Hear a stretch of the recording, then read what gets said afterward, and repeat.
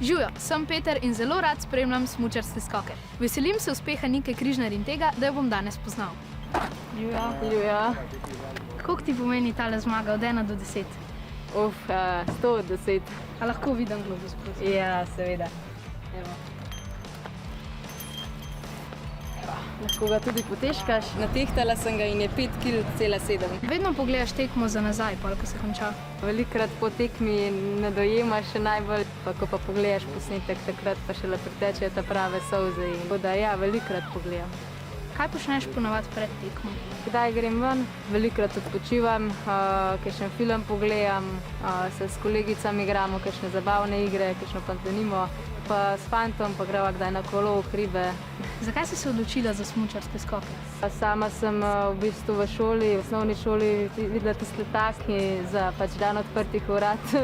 Enostavno sem potem rekla, zakaj pa ne, probati bo treba in pa sem vztrajala in se je videla, da sem na ta pravi poti.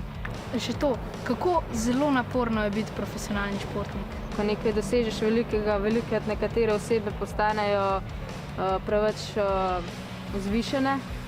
Si ne želim tega in želim ostati ista oseba, da me ljudje normalno gledajo naprej. Imaš kakšnega hišnega ljubljenčka? Ja, seveda. Imam Maksa, maltežana kužka, kadar me ni doma, ga ful pogrešam in se vidimo prek Zooma, čeprav kuža ne dojema. Kaj pa najrajši ješ? Indijančka, definitivno, ker jih tudi sama najraje naredim, pa zrezek v smetanovi omaki z rižem. Kaj pa šola?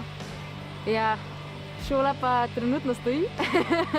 Čaka me matura to leto, tako da zdaj takoj, ko bo priložnost nazaj v šolo, da še to podelam in potem je še ena kljukica v življenju izpolnjena. Vsi, ki mi zavidate, da sem se spoznal z Niko Križnar, z razlogom mi zavidate. Super je bilo. Dio!